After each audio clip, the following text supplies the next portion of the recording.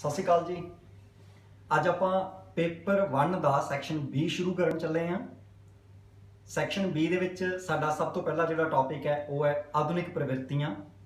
और ये सारा जिहड़ा सैक्शन बी है उहदे ते पहला आपां गल करनी चाहुंदे हां कि सारा जिहड़ा सैक्शन है वही आधुनिक प्रवृत्तियां ने। सब तो पहला तो आधुनिक का मतलब की है, जिवें असीं अंग्रेजी च इहनूं कह दिंदे हां मॉडर्न। भाव इहदा की लैके चलते हैं असीं कि जिहड़ा साडा अज दा विग्यान है, जिहड़ी साडी अज दी तर्क व्यवस्था हैगी है, उहदे आधार ते जिहड़ा साडा साहित्य रचिया होया। असीं वेख के आए हैं कि सैक्शन ए दे विच जिहड़ा साडा प्राचीन पिछोकड़ सी जां मध्यकाली साहित्य सी, असीं उहदे विच भी देखिया कि साडा साहित्य जिहड़ा वो अलौकिकता तो लौकिकता वल वधना शुरू हो गया। लौकिकता भाव इस संसार की गल करनी शुरू कर दित्ती। तां जिहड़ा सैक्शन बी है उहदे विच सारा साहित्य इस संसार की गल करदा है ते मनुख की जिंदगी नूं उवें वेखदा जिवें वो इत्थे चल रही है। इस तर्क के आधार पर वेखदा है। उस जिंदगी नूं ये आधुनिक साहित्य है जिहड़ा ज़्यादा परमात्मा दे नाल जां किसी अलौकिक शक्ति दे नाल नहीं जोड़दा, वो किसी इस जिंदगी तो बाहरी गल नहीं करता। आधुनिक साहित्य अज दे इस जिहड़े असीं कहिए सरीरक जीवन जिहड़ा असीं जिउणे आ उहदी गल करदा है। जिहड़े इस समाज दे विच जिहड़ियां असीं समस्यावां नाल दो चार हुंदे आ, चाहे वो राजनीतिक ने, समाजिक ने, आर्थिक ने, उन्हां दी गल करदा है। तां ਇਹਦੇ ਵਿੱਚ ਜਿਹੜਾ ਸਾਡੇ ਕੋਲੇ ਟੌਪਿਕ ਆਉਂਦਾ ਹੈ ਉਹ ਕਵਿਤਾਵਾਂ ਵਾਲਾ ਟੌਪਿਕ ਹੈ। ਇਹਦੇ ਵਿੱਚ ਬਹੁਤ ਸੋਹਣੀ ਇੱਕ ਚੀਜ਼ ਸਿੱਖਣ ਵਾਲੀ ਹੈ। ਇਹ ਜਦੋਂ ਇਸ ਟੌਪਿਕ ਦੀ ਗੱਲ ਕਰਦੇ ਹਾਂ ਤਾਂ ਅਸੀਂ ਉੱਥੇ ਇਹ ਚੀਜ਼ ਦੇਖਦੇ ਹਾਂ ਕਿ ਜਿਹੜਾ ਪੰਜਾਬੀ ਸਾਹਿਤ ਹੈ ਜਾਂ ਕੋਈ ਵੀ ਸਾਹਿਤ ਹੁੰਦਾ ਕਿਸੇ ਵੀ ਭਾਸ਼ਾ ਦਾ, ਉਹ ਇੱਕ ਬੁੱਕੇ ਦੀ ਤਰ੍ਹਾਂ ਹੁੰਦਾ ਹੈ ਜਾਂ ਅਸੀਂ ਕਹਿੰਦੇ ਇੱਕ ਬਗੀਚੇ ਦੀ ਤਰ੍ਹਾਂ, ਜਿਹਦੇ ਵਿੱਚ ਕਈ ਤਰ੍ਹਾਂ ਦੇ ਫੁੱਲ ਲੱਗੇ ਹੋਏ ਨੇ। ਉਸੇ ਤਰੀਕੇ ਨਾਲ ਇੱਥੇ ਹੈ। ਜਿਹੜੇ ਕੁਝ ਤੁਸੀਂ ਸ਼ਬਦ ਵੇਖੇ ਹੋਣੇ ਆਪਣੇ ਸਿਲੇਬਸ ਦੇ ਵਿੱਚ, ਜਿਹੜਾ ਕਿ ਰੋਮਨ ਸਕ੍ਰਿਪਟ ਦੇ ਵਿੱਚ, ਇੰਗਲਿਸ਼ ਦੇ ਵਿੱਚ UPSC ਦੀ ਸਾਈਟ ਤੇ ਪਿਆ ਹੋਇਆ ਜਾਂ ਆਪਣੀ ਵੈਬਸਾਈਟ ਤੇ ਵੀ ਪਿਆ ਹੋਇਆ, ਜਿਹੜਾ ਕਿ ਗੁਰਮੁਖੀ ਦੇ ਵਿੱਚ ਆਪਾਂ ਨੂੰ ਪੰਜਾਬੀ ਦੇ ਵਿੱਚ ਟਰਾਂਸਲੇਟ ਕਰਕੇ ਗੁਰਮੁਖੀ ਸਕ੍ਰਿਪਟ ਦੇ ਵਿੱਚ ਉਹਨੂੰ ਦਿੱਤਾ ਹੋਇਆ। ਉੱਥੇ ਕੁਝ ਕੁ ਸ਼ਬਦ ਨੇ ਜਿਹੜੇ ਕਿ ਬੋਲਡ ਕੀਤੇ ਹੋਏ ਆ ਇਸ ਟੌਪਿਕ ਦੇ ਵਿੱਚ।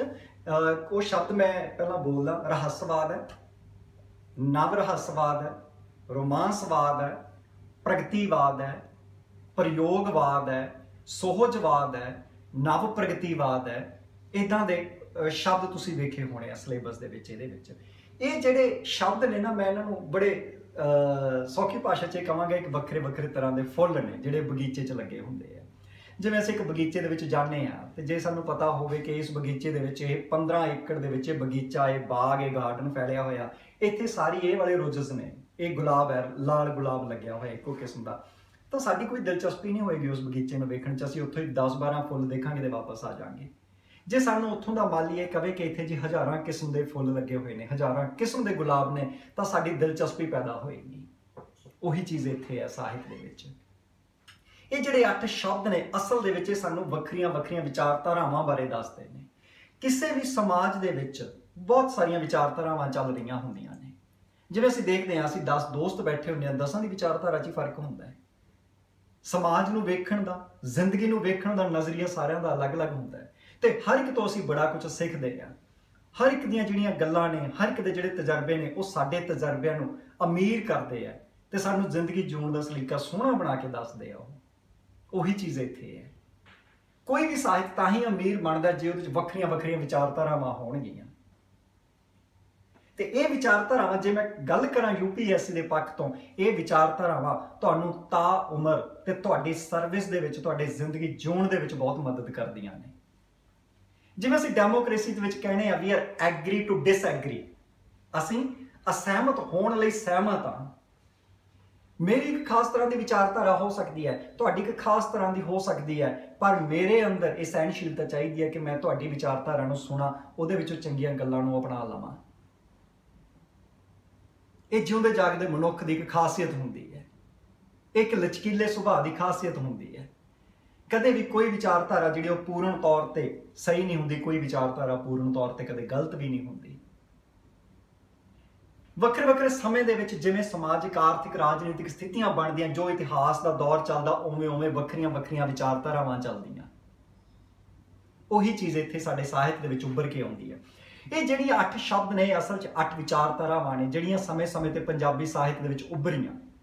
ਉਹ ਕਿਵੇਂ ਉੱਭਰੀਆਂ, ਉਹਦੇ ਪਿੱਛੇ ਬੜਾ ਲੰਬਾ ਇੱਕ ਇਤਿਹਾਸ ਬਣਦਾ ਹੈ ਕਿ ਜਿੱਦਾਂ ਦੀਆਂ ਇਤਿਹਾਸਿਕ ਸਥਿਤੀਆਂ, ਜਿੱਦਾਂ ਦੀਆਂ ਸਾਡੀਆਂ ਸੱਭਿਆਚਾਰਕ ਸਥਿਤੀਆਂ ਬਣੀਆਂ, ਉੱਦਾਂ ਦੀ ਇੱਕ ਵਿਚਾਰਧਾਰਾ ਉੱਭਰ ਕੇ ਸਾਹਮਣੇ ਆ ਗਈ।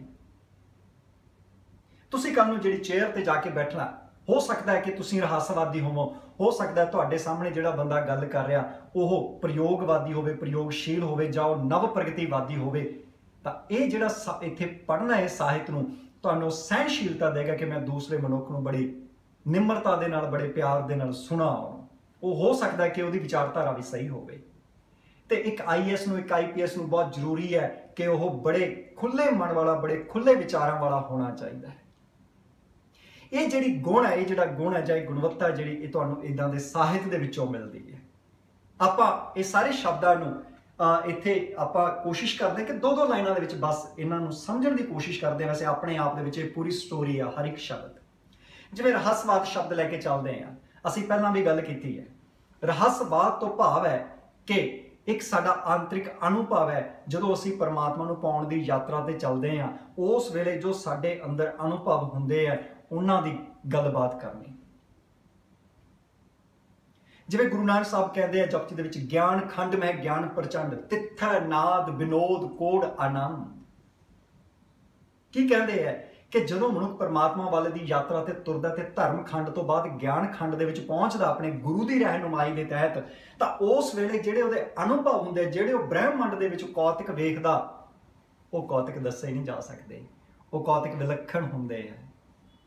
सो ये वखरा अनुभव है। जदों व्यक्ति उस रहस्यवाद की यात्रा ते चलदा है, वो अनुभव इदां दी कविता दे विच साडे कोले आउंदे है। सो आधुनिक दौर दे विच जदों पहली साडे कोले कविता आई, भाई वीर सिंह होरां ने जिहड़ी पहलियां कवितावां रचियां, वो रहस्यवादी कवितावां सी। क्योंकि असीं हुण तक गल करके आए हां कि जिहड़ा साडा मध्यकाली साहित्य वो रहस्यवादी साहित्य सी। चाहे वो नाथ जोगी साहित्य है, चाहे वो सूफी साहित्य है, चाहे वो गुरमत साहित्य है, चाहे उस तो बाद साडे कोले किस्सा साहित्य भी चलिया, उहदे विच भी वो अंश रहा। चाहे वो लौकिकता की गल करदा सी, पर उहदे विच फिर भी अंश रहा, अलौकिकता दा, रहस्यवाद दा अंश रहा। किसी भी साहित्य दे विचों कोई भी जिहड़ी एक विचारधारा चल रही है, वो एकदम खत्म नहीं हुंदी, हौली हौली चलदी है। हौली हौली वो लोप हुंदी है ते उहदी जगह एक नवीं विचारधारा लैंदी है। इसे तरीके दे नाल जिहड़ा साडा आधुनिक साहित्य सी, उहदा भी मुढ़ला दौर है, वो भी रहस्यवादी रहा। तुसीं बहुत सारे कवियां नूं पढ़ोगे, देखोगे, जिवें असीं अमृता प्रीतम की गल करिए, वो साडी रोमांसवादी प्रगतिवादी कवित्री वजों मशहूर हुई है। पर उहदियां भी जिहड़ियां पहलियां रचनावां सी, वो भी रहस्यवादी सी, वो भी धर्म की गल करदियां सी।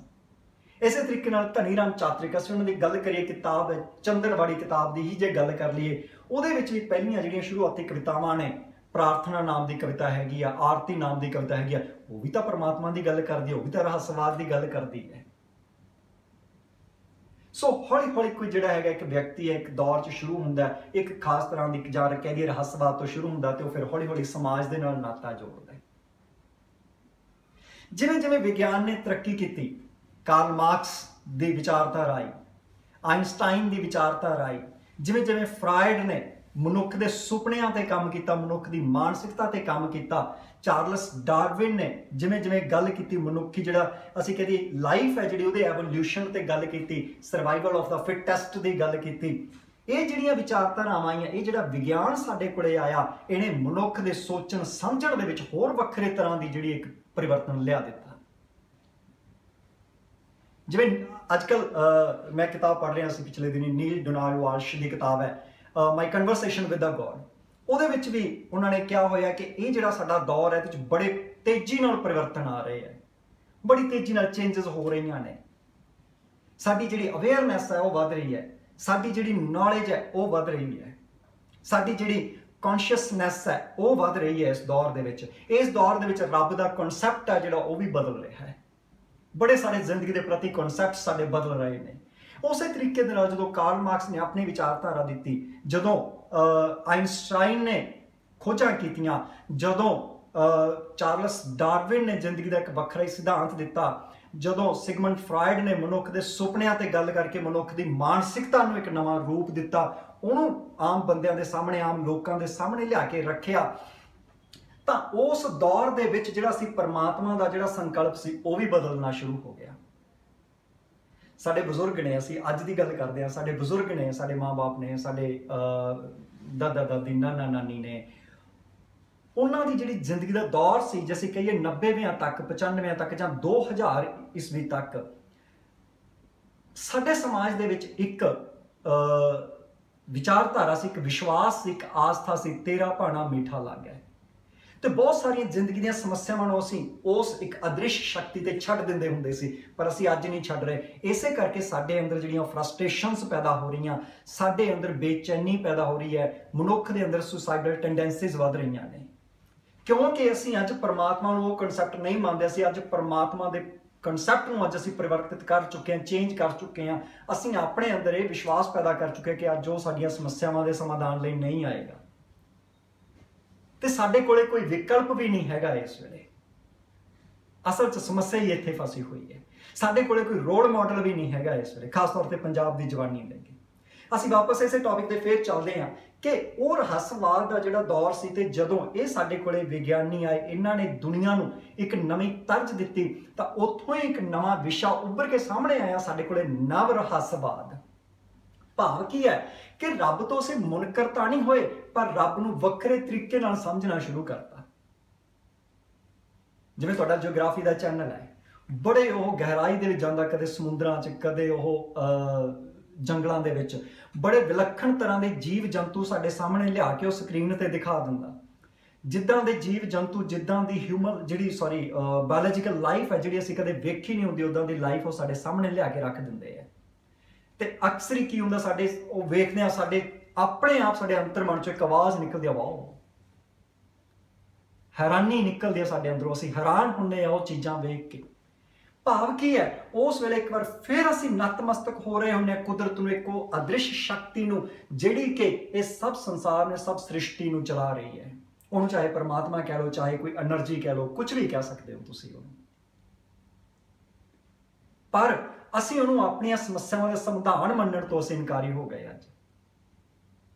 ਤਾਂ ਭਾਵ ਕੀ ਹੈ ਕਿ ਅਸੀਂ ਇਹ ਤਾਂ ਮੰਨਦੇ ਹਾਂ ਕਿ ਕੋਈ ਅਦ੍ਰਿਸ਼ ਸ਼ਕਤੀ ਹੈ, ਪਰ ਅਸੀਂ ਉਹਨੂੰ ਮੰਨਣ ਤੋਂ, ਅਸੀਂ ਉਹਦੇ ਨਾਲ ਮਿਲਾਪ ਕਰਨ ਤੋਂ ਇਨਕਾਰੀ ਹੋ ਗਏ। ਇਹ ਇੱਕ ਨਵ ਰਹੱਸਵਾਦ ਵਾਲੀ ਵਿਚਾਰਧਾਰਾ ਹੈ ਕਿ ਰਹੱਸ ਤਾਂ ਹੈ, ਕੋਈ ਸੀਕ੍ਰੇਟ ਤਾਂ ਹੈ, ਪਰ ਨਵੇਂ ਰੂਪ ਦੇ ਵਿੱਚ ਅਸੀਂ ਉਹਨੂੰ ਮੰਨਣ ਲੱਗ ਪਏ। ਇਸੇ ਤਰੀਕੇ ਦੇ ਨਾਲ ਜਦੋਂ 1849 ਦੇ ਵਿੱਚ ਜਦੋਂ ਅੰਗਰੇਜ਼ਾਂ ਨੇ ਕਬਜ਼ਾ ਕਰ ਲਿਆ ਪੰਜਾਬ ਦੇ ਉੱਪਰ, ਉਸ ਤੋਂ ਬਾਅਦ ਜਿਹੜੀ ਸਾਡੀ ਇਸ ਦੁਨੀਆ ਦੇ ਨਾਲ ਜਿਹੜਾ ਸਾਡਾ ਵਾਹ ਵਾਸਤਾ ਜੁੜਿਆ, ਇੱਥੋਂ ਦੀਆਂ ਸਮੱਸਿਆਵਾਂ ਦੇ ਨਾਲ ਜਿਹੜੀ ਸਾਡੀ ਰਾਜਨੀਤਿਕ ਜਾਗਰੂਕਤਾ ਪੈਦਾ ਹੋਈ, ਉਹਦੇ ਵਿੱਚੋਂ ਅਸੀਂ ਮੰਗ ਕਰਨੀ ਸ਼ੁਰੂ ਕੀਤੀ ਆ ਵਿਕਾਸ ਦੀ, ਪ੍ਰਗਤੀ ਦੀ। ਉੱਥੋਂ ਹੀ ਸਾਡੇ ਕੋਲੇ ਜਿਹੜੀਆਂ ਕਵਿਤਾਵਾਂ ਦੀ ਰਚਨਾ ਹੋਣ ਲੱਗੀ, ਉਹਨੂੰ ਅਸੀਂ ਕਿਹਾ ਪ੍ਰਗਤੀਵਾਦ। ਭਾਵ ਜਿਹਨੇ ਵਿਕਾਸ ਦੀ ਗੱਲ ਕੀਤੀ, ਕਿਹੜੇ ਵਿਕਾਸ ਦੀ? ਇਸ ਜ਼ਿੰਦਗੀ ਦੇ ਵਿਕਾਸ ਦੀ, ਇਸ ਜ਼ਿੰਦਗੀ ਦੇ ਵਿਕਾਸ ਦੀ। ਨਹੀਂ, ਵਿਕਾਸ ਦੀ ਗੱਲ ਤਾਂ ਸ਼ੇਖ ਫਰੀਦ ਸਾਹਿਬ ਨੇ ਵੀ ਕੀਤੀ ਹੈ, ਵਿਕਾਸ ਦੀ ਗੱਲ ਤਾਂ ਗੁਰੂ ਨਾਨਕ ਦੇਵ ਜੀ ਨੇ ਵੀ ਕੀਤੀ ਹੈ, ਪਰ ਅਸੀਂ ਕਿਹੜੇ ਵਿਕਾਸ ਦੀ ਗੱਲ ਕੀਤੀ? ਇਹ ਸਾਡਾ ਜਿਹੜਾ ਪਦਾਰਥਕ ਜੀਵਨ ਆ, ਉਹਦੇ ਵਿਕਾਸ ਦੀ ਗੱਲ ਕੀਤੀ। ਥੋੜਾ ਪੰਜਾਬ ਦੀ ਧਰਤੀ ਤੇ ਮਨੁੱਖ ਜਦੋਂ ਥੋੜਾ ਰੋਜੀ ਰੋਟੀ ਦੇ ਪੱਖੋਂ ਸੌਖਾ ਹੋਣ ਲੱਗਿਆ, ਜਦੋਂ ਉਹਦੇ ਕੋਲ ਥੋੜੀ ਹੋਰ ਗਿਆਨ ਦੀ ਬਹੁਤਾਤ ਹੋਈ, ਤਾਂ ਉਸ ਵੇਲੇ ਸਾਡੇ ਕੋਲ ਇੱਕ ਵਿਚਾਰਧਾਰਾ ਹੋਰ ਇੱਥੇ ਆ ਗਈ, ਜਿਹੜੀ ਕਿ ਅਸਲ ਦੇ ਵਿੱਚ ਸ਼ੁਰੂ ਹੈ ਜਿਹੜੀ ਯੂਰਪ ਦੇ ਵਿੱਚ ਹੋਈ ਸੀ, ਉਹ ਹੈ ਰੋਮਾਂਸਵਾਦ। ਰੋਮਾਂਸ ਜਿਹੜਾ ਸ਼ਬਦ ਹੈ, ਇਹਦੇ ਅਸੀਂ ਅਰਥ ਬਹੁਤ ਸੰਕੁਚਿਤ ਕਰ ਲੈਂਦੇ ਆ, ਪਰ ਇਹਦੇ ਅਰਥ ਬਹੁਤ ਵਿਸ਼ਾਲ ਨੇ। 11,000 ਤੋਂ ਵੱਧ ਪਰਿਭਾਸ਼ਾਵਾਂ ਨੇ ਜਿਹੜੀਆਂ ਕਿ ਕਿਤਾਬ ਦੇ ਵਿੱਚ ਰੋਮਾਂਸ ਦੀਆਂ ਦਿੱਤੀਆਂ ਹੋਈਆਂ ਨੇ। ਤੇ ਅਸੀਂ ਰੋਮਾਂਸ ਨੂੰ ਕਿੱਥੇ ਲਿਆ ਕੇ, ਆਮ ਲੋਕ ਕਹਿੰਦੇ ਆ, ਅੱਜ ਤੋਂ 8-10 ਸਾਲ ਪਹਿਲਾਂ ਤੁਸੀਂ ਜੇ ਕਦੇ ਪੜ੍ਹਿਆ ਹੋਵੇ ਤਾਂ ਅਸੀਂ ਅਕਸਰ ਕਹਿੰਦੇ ਸੀ ਫਲਾਨੀ ਫਲਾਨੀ ਦਾ ਰੋਮਾਂਸ ਚੱਲਦਾ ਹੈ। ਅਕਸਰ ਹੀ ਅਸੀਂ ਕਹਿੰਦੇ ਸੀ ਇਹ ਗੱਲ। ਬਾਲੀਵੁੱਡ ਦੇ ਵਿੱਚ ਹੈ ਨਾ, ਕਰੀਨਾ ਕਪੂਰ, ਫਲਾਨਾ ਕੋਈ ਵੀ ਐਕਟਰ, ਉਹਨਾਂ ਦਾ ਰੋਮਾਂਸ ਚੱਲ ਰਿਹਾ। ਅੱਜ ਅਸੀਂ ਰੋਮਾਂਸ ਨਹੀਂ ਸ਼ਬਦ ਕਹਿੰਦੇ, ਅੱਜ ਅਸੀਂ ਅਫੇਅਰ ਕਹਿੰਦੇ ਹਾਂ, ਅੱਜ ਅਸੀਂ ਕਹਿੰਦੇ ਹਾਂ ਰਿਲੇਸ਼ਨ 'ਚ ਨੇ। ਇਹ ਸ਼ਬਦ ਕਿਵੇਂ ਅਲੋਪ ਹੋ ਗਿਆ? ਕਿੱਥੋਂ ਆਇਆ ਸੀ? ਇਹਦੇ ਕੀ ਅਰਥ ਸੀ? ਰੋਮਾਂਸ ਦਾ ਅਰਥ ਸਿਰਫ ਇੱਕ ਮਰਦ ਔਰਤ ਦਾ ਪ੍ਰੇਮ ਨਹੀਂ ਹੈ। ਰੋਮਾਂਸ ਦੇ ਅਰਥ ਬਹੁਤ ਵਿਸ਼ਾਲ ਨੇ। ਜਦੋਂ ਕੋਈ ਕਹਿੰਦਾ ਮੇਰਾ ਰੰਗਲਾ ਪੰਜਾਬ, ਉਹ ਵੀ ਰੋਮਾਂਸ ਹੈ। ਜਿਹੜੀ ਤੁਸੀਂ UPSC ਦੀ ਤਿਆਰੀ ਕਰ ਰਹੇ ਹੋ, ਇਹ ਵੀ ਇੱਕ ਰੋਮਾਂਸ ਹੈ। ਤਾਂ ਰੋਮਾਂਸ ਦੇ ਅਰਥ ਬਹੁਤ ਗਹਿਰੇ ਨੇ, ਬਹੁਤ ਹੀ ਗਹਿਰੇ ਨੇ। ਰੋਮਾਂਸ ਦਾ ਅਰਥ ਹੈ ਉਸ ਯਾਤਰਾ ਤੇ ਚੱਲਣਾ ਜਿਹੜੀ ਕਿ ਯਥਾਰਥਕ ਨਹੀਂ ਹੈਗੀ, ਜਿਹੜੀ ਵਾਸਤਵਿਕਤਾ ਦੇ ਨੇੜੇ ਨਹੀਂ ਹੈਗੀ। ਤਾਂ ਇਹਦੇ ਵਿੱਚ ਵੱਡਾ ਜਿਹੜਾ ਅਸੀਂ ਅਹਿਮੀਅਤ ਜਿਹੜੀ ਦਿੱਤੀ ਹੈ, ਤਵੱਜੋ ਦਿੱਤੀ ਹੈ, ਉਹ ਮਰਦ ਔਰਤ ਦੇ ਪ੍ਰੇਮ ਨੂੰ ਦਿੱਤੀ ਹੈ, ਇੱਕ ਪ੍ਰੇਮੀ ਜੋੜੇ ਦੇ ਸੰਬੰਧਾਂ ਨੂੰ ਦਿੱਤੀ ਹੋਈ ਹੈ। ਇਸ ਕਰਕੇ ਸਾਡੇ ਕੋਲੇ ਜਿਹੜੀ ਜ਼ਿਆਦਾ ਕਵਿਤਾ ਆਉਂਦੀ ਹੈ, ਉਸ ਪ੍ਰੇਮ ਦੀ ਆਉਂਦੀ ਹੈ ਸਾਡੇ ਕੋਲੇ। फिर समय के नाल होया कि जिवें जिवें मनुख तरक्की करता गया एक मध्य वर्ग पैदा होया साडे समाज दे विच। हेठले वर्ग दीयां समस्यावां वखरियां होंदियां, एक साडा किसानी वर्ग ओहदियां समस्यावां वखरियां ने, मध्य वर्ग दीयां समस्यावां वखरियां, उच्च वर्ग दीयां समस्यावां वखरियां होंदियां। तो जदों इत्थे एक मध्य वर्ग पैदा होया ओहदियां एक वखरियां समस्यावां सी। जिहड़ा मध्य वर्ग है ओहदियां मानसिक समस्यावां ज़्यादा होंदियां, मानसिक गुंझलां च ज़्यादा उलझिया हुंदा है मध्य वर्ग दा व्यक्ति। तो फिर उन्हां समस्यावां दी गल करन दा एक वखरा ही यतन जिहड़ा कीता वो आया प्रयोगवाद दे तहत, जिन्हों प्रयोगशील भी कहा गया। जिथे जसवीर सिंह आलूवालिया की कविता का जिक्र मैं करना चाहांगा, बड़ी सोहनी उन्होंने चार लाइनां ने। वो कहते हैं कि तुसी बाहर धरती ते फैले हुए प्रदूषण की गल करते हो, मेरे धुर अंदर तक फैले प्रदूषण की गल क्यों नहीं करते? दोनों इक्को रुख के पत्ते हैं, कंज्यूमरिज्म। बहुत गहरे अर्थ ने इस कविता के, ते बहुत ही मनुख दी जिहड़ियां समस्यावां दी जड़ तक जाती है। ये चार सतरां ने जिहड़ियां।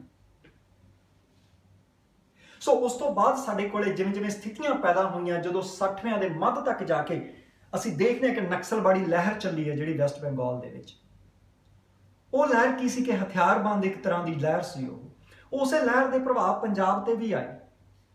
उस लहर दे विचों जिहड़ी पंजाब दे विच फिर एक हथियारबंद लहर इत्थे भी चली, ते उदां दे कवि भी पैदा होए जिन्हां दा असीं कह सकते हैं मोढी है पाश, जिहड़ा कहंदा है कि असीं तुहानूं बरछे दी नोक ते टंग के सीधे चन्न ते पड़ा देवांगे, साडे कोल ना अपोलो है ना लूणा है, असीं तां साध मुरादे जे पेंडू बंदे आ। भाव जिद्दां दी राजनीतिक स्थितियां बणियां उदां दी साडे कोले कविता आ गई। उस कविता ने फिर एक होर रंग बदल लिया जगतार दे राहीं, डॉक्टर जगतार दे राहीं, जिन्हां ने फिर मनुख दे विकास की गल कीती है। हर मोड़ ते सलीबां, हर पैर ते हनेरा, फिर भी असीं रुके ना, साडा भी वेख जेरा। जां जदों सुरजीत पात्र लिखदे एक औरत के संबंध दे विच ओहदी जिंदगी ते, जिन्हों जदों उन्होंने कहते कि विआह की स्थिति तो गल करते हैं सुरजीत पात्र कि एक कैद चों निकल के दूजी कैद च आ गई है। भाव विआह की गल करते औरत की, एक कैद चों निकल के दूजी कैद में आ गई है, की खट्टिया मेहंदी ला के बटना मल के। तुसीं एक चीज़ देखो, जिहड़े साडे पहलां नावलकार होए जां कवि होए, उन्होंने गल कीती है औरत के विकास की कि औरत नूं सिक्ख्या दिओ, औरत नूं रोज़गार दे विच लैके आओ। इत्थे आके पात्र साहब की गल करते कि ठीक है हुण तक असी जो भी औरत नूं पढ़ाया भी, औरत रोज़गार दे विच भी आ गई, पर आज़ाद तो फिर भी नहीं हुई। फिर भी अजे भी वो मर्द की मानसिकता की गुलाम है। तो एक वक्री तरह की आज़ादी की गल कर रहे हैं इत्थे पात्र। बहुत गहरे अर्थ ने इत्थे। औरत नूं अपनी आज़ादी लई आप कर्म करन दे लई चेतन कर रहे हैं पात्र। इस तरीके दे नाल साडे कोले नाल नाल सोहजवादी जिहड़ी एक परंपरा वो भी चलती रही है। सोहज का मतलब हुंदा श्रृंगार, ब्यूटी, सुहप्पन। वो सुहप्पन किसी औरत का भी हो सकता है, किसी बच्चे का भी हो सकता है, कुदरत का भी हो सकता है, शब्दों का भी हो सकता है। जिवें डॉक्टर हरभजन सिंह की कविता है, सौ जा मेरे मालका वीरान हुई रात, सौ जा मेरे मालका वे वरत्या हनेर, कि तार कालखां च डुब गई तारियां दी सवेर। गल की है, गल कदों दी करदे है जदों पंजाब दे विच एक काला युग वापर रहा सी। शब्द देखो किन्ने सोहणे ने। इस तरीके नाल अमृता प्रीतम गल करदी आ, जाखां बारे शाह नूं किते कबरां विचों बोल, ते अज किताबे इश्क दा कोई अगला वरका फुल। एक रोई सी धी पंजाब दी, तू लिख लिख मारे वैन, अज लखां धीआं रोंदियां तैनूं वारिस शाह नूं कहण। उठ दर्द मंदां दे दर्दिया, उठ तक अपना पंजाब, अज बेले लाशां विछियां ते लहू दी भरी चनाब। दर्द बहुत है इन्हां शब्दों के, पर शब्द किन्ने सोहणे ने। सो ये जिहड़ी सोहजवाद की लहर है, ये हर एक लहर के नाल रहस्यवाद तो लैके नव प्रगतिवादी जिहड़ी लहर है उहदे नाल नाल चलदी रही है। इहदा कोई खास दौर नहीं रहा।